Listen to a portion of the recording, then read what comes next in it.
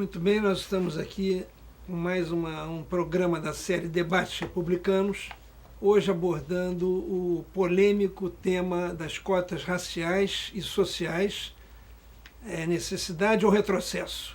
Essa é a indagação que nós fazemos e que trazemos aqui como convidados para procurar responder a essa polêmica questão o professor Joel Rufino dos Santos, da UFRJ, historiador, professor de letras, estudioso do tema, o professor Renato Ferreira, que é da UERJ, do Laboratório de Políticas Públicas, que ele ali coordena, um laboratório que tem desenvolvido um trabalho na área das ações afirmativas, onde se insere também o nosso tema de hoje, mas ações afirmativas de um modo geral, e tem desenvolvido um importante trabalho nesse sentido.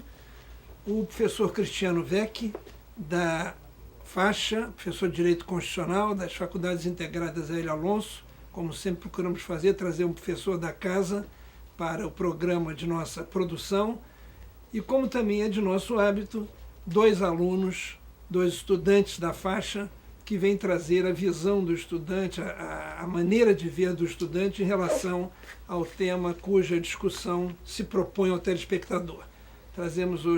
Temos hoje conosco os alunos, a Andréa Santos, que é do 4º período de Direito, e o Manuel Pascoal, que está no 6º período do curso de Direito, e vão também nos trazer as suas impressões sobre esse relevante tema.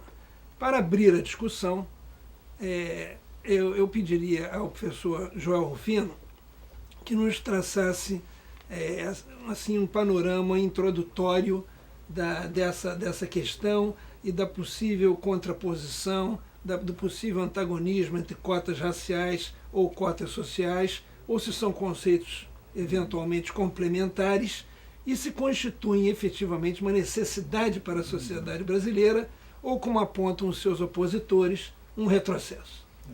Eu acho que essa questão tem várias dimensões. Uma dimensão decisiva é a dimensão histórica.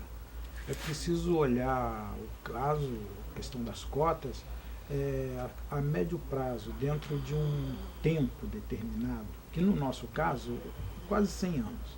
Ou seja, nos últimos 100 anos, a questão de uma compensação do Estado à desvantagem da população negra veio se impondo.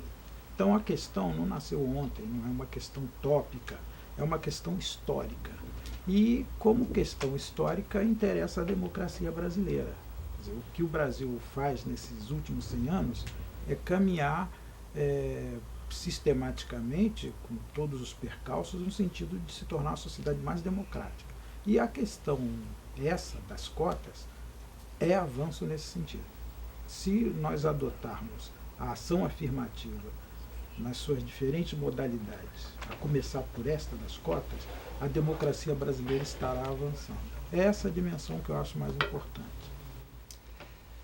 Professor Renato, que coordena o Laboratório de Políticas Públicas lá na UERJ, que desenvolve esse trabalho tão importante nessa seara, há um avanço, existe um salto qualitativo no tratamento dessa questão que o professor Joel apresenta como uma questão que é histórica, mas houve um salto, houve um avanço na maneira de ver, de enxergar e de tratar o problema nesses últimos tempos? Sem dúvida, eu corroboro a opinião do professor Joel. Dá um dado bem demonstrativo que ilustra bem o que está se discutindo nesse sentido. A Universidade do Estado do Rio de Janeiro, a UERJ, antes da política de cotas, ela tinha um perfil de estudantes, sobretudo nos cursos de alta demanda, como o curso de Direito, a Medicina, a Engenharia, Desenho Industrial, etc. Hoje, você chega à universidade, visivelmente, para quem ia antes, para quem vai agora, você percebe que o cenário mudou. Você percebe estudantes com outro perfil, estudantes que têm a cara do país que a gente realmente vê, a cara da sociedade que a gente realmente precisa ver cada vez mais na universidade. Isso muda o cenário universitário, não só por uma questão aparente, mas também por uma questão de conteúdo, quer dizer, a chegada desses estudantes impõe à universidade se repensar, né? Na verdade é uma quebra de paradigma, mas é uma quebra de paradigma positiva, porque ela engendra, antes de tudo, uma função social para que o ensino superior melhore. Ninguém tem dúvida de que o ensino superior vai melhorar com a diversidade. Talvez a contradição maior, sobretudo em relação aos opositores, seria a de que um país com tanta miscigenação, por que não se fez da diversidade um valor num país de mestiços?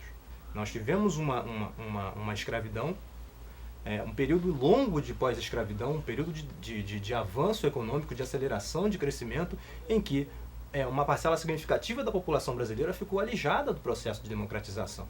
A nossa democracia, então, se tornou uma democracia sobre esse aspecto vazia.